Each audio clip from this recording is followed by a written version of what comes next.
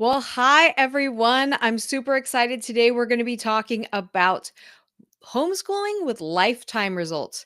You want lifetime results, don't you, for your kids? I mean, we all want that for our kids. We want lifetime results. So, what that means for you is that we need to think a little bit differently and we need to start from a different place because we can really feel overwhelmed and lost very easily when we're homeschooling and when we're only focusing on what we're going to do right now.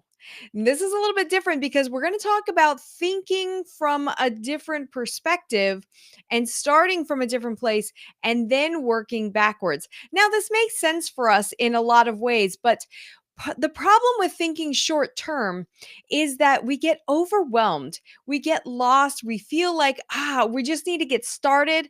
I mean, how many of you have ever said to yourself that, oh, I just got to get started this year. I need a curriculum for every subject. I got to get my curriculum together. I need our schedule planned out. I need to know what we're doing right now so that we can get started. Have you ever said that to yourself? Because I feel like everyone has. I know I have. And that's how I started was I was like, okay, we're going to really learn now. I got all my curriculum together, got all the topics back when I thought I knew what curriculum was as a classroom teacher. And then I was like, okay, here we go. We're going to get started. I need a schedule. I need a plan. And it didn't go how I thought it was going to go. In fact, it went very, very bad. It I got less and less out of him every day. We ended up fighting and we ended up arguing and crying every single day. It was really hard because I watched my son's love of learning drop, and this happened fairly frequently throughout the first few years when I was trying to figure out what was the best method to make sure that we could keep our love of learning high the whole time because I knew that was the way to create a lifelong learner. But I didn't understand how to shift my perspective. And I didn't understand that I needed to, even from thinking about what I needed to do right now versus what I need to do long term. What was the end goal?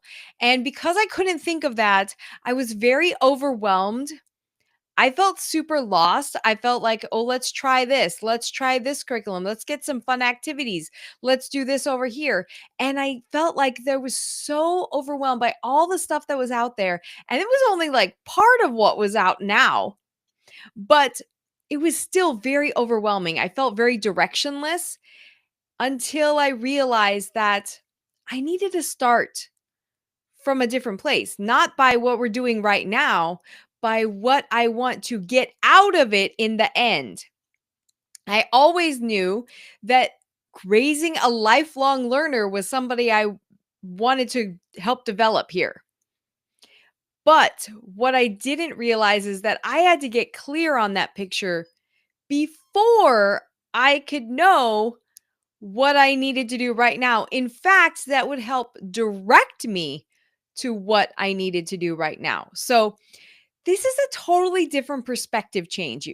And this is something that you can really get caught up in because everybody's planning for the beginning of school. Everybody's getting their curriculum together. Everybody wants to have their little planners and their schedules. And all of that is good things. All of that are good things. But if you don't have a direction, an end point, then what happens is that you end up, it's like putting nowhere, no destination in the GPS and then just driving around and hope you're going to get to where you want to go. Do you understand? Like the GPS doesn't even let you not put a destination in. You can't buy a plane ticket to nowhere, right? So you have to know where you're going in order to know where to start now. School doesn't do this, and that's why we think this way. School, where we were raised, however we were raised, either in homeschool that was kind of a box checking method, or even just in today's world, we want to get started. School just gets started. We have our list of materials, we have our curriculum, we have our classes, but they don't ask the real question is where our kids are going to end up when they're done with their high school career, when they're done with their college career. Heck, college doesn't even do that for us a lot of times. So it's really important that we have a view of what our kids are going to look like at that end goal. At that, when I talk about end goal, I mean like when they're out of formal studies and they're doing their best life. I mean, your kids will hopefully never be out of learning. That's my goal for you. I hope that's your goal too. But what I want to see is I want to see what that picture is going to look like when they're like 25. I had a very interesting conversation with this podcast guest we have coming up here next month, and it's so great because we see on the same page of she plans for college and career, and I'm planning for what we're doing right now. But we both agreed that we have to start with the end in mind, and we're going to hear more about that from her when we talk to her next month. But I want to get this topic in your brain now because this is something that's very different for homeschoolers that we get to do. We don't get to plan out what our kids are going to look like, be like, and how to get there when they're going to school. That's just the school does that for us. And they, trust me, they don't even have a plan. They don't have a clear picture of what that looks like. And so it's really difficult. We're just hoping and we're trusting when they're in school that it's going to get them to this picture that we have in our mind of what our adult kids look like when they're living their best life.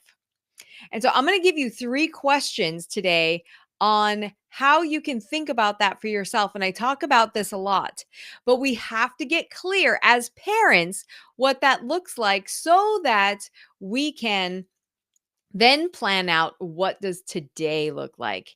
And so the 3 questions I want you to think about when your kids are 25, when they're living their best life and they're doing their thing, what does that look like? I'm not talking about what they're doing as a career or a focus or a job or anything like that or a business.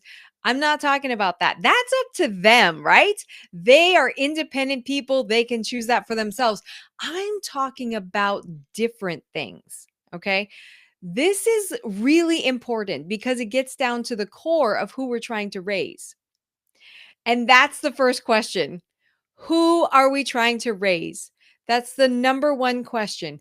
What kind of person are we trying to raise?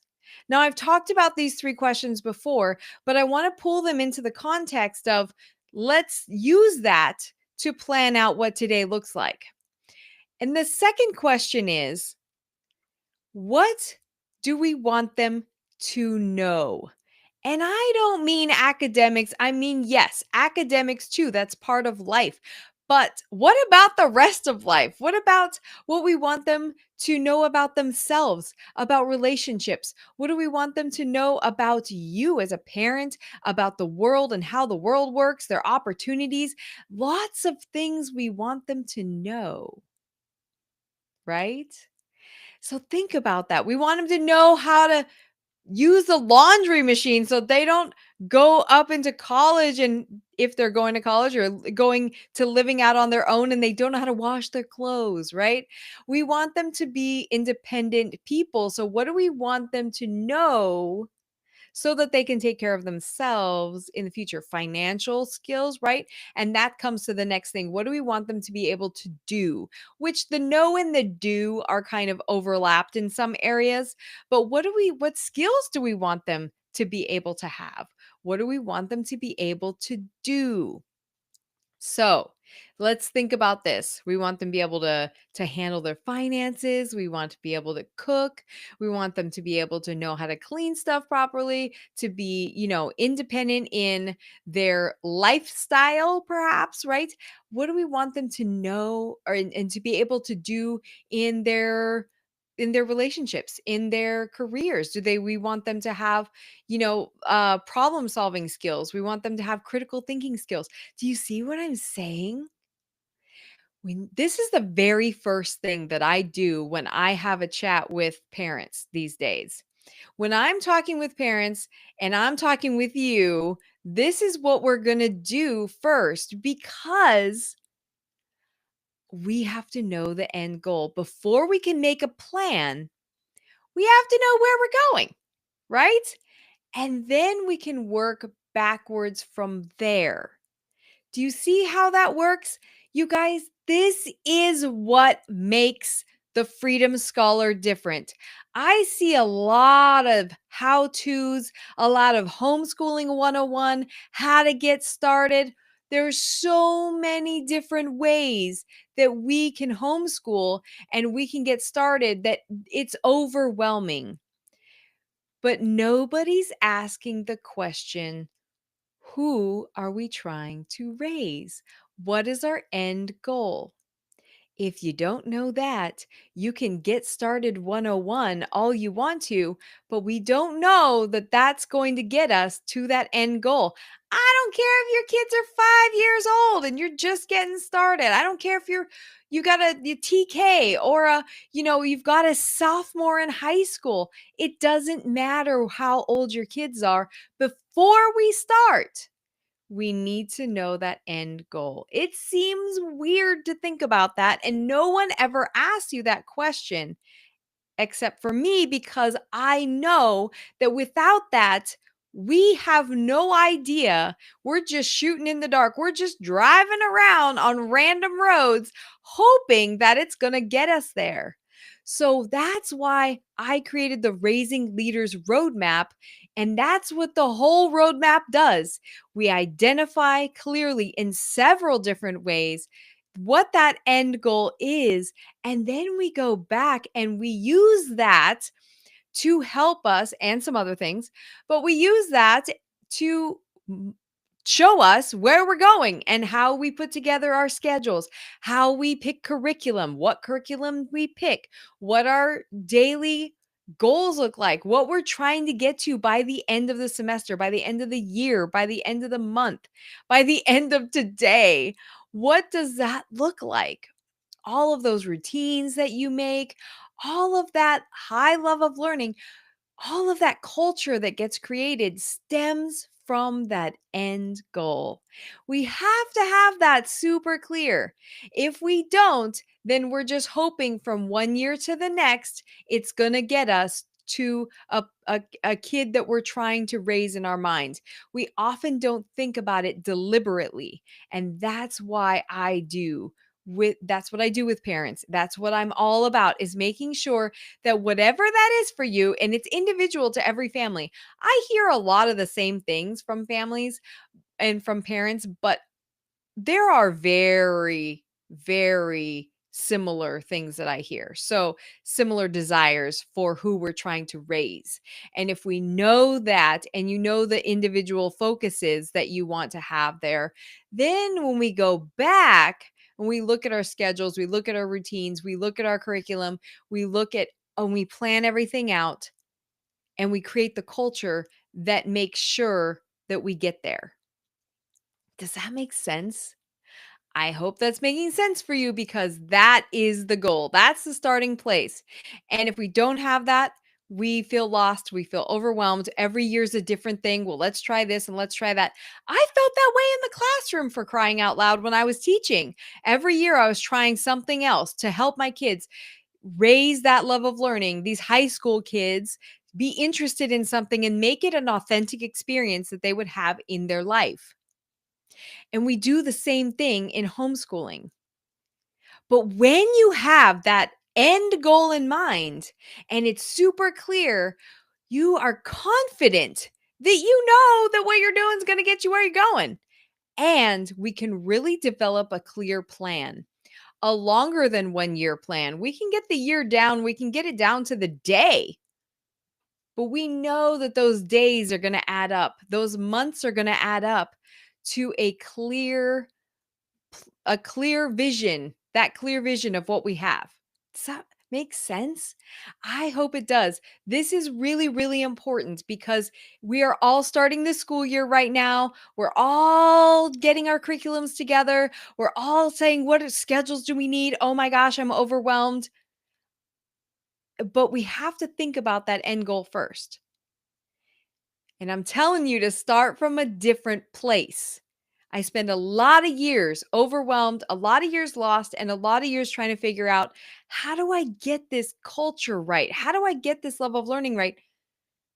And that's what I needed. That was the missing piece, was the end goal.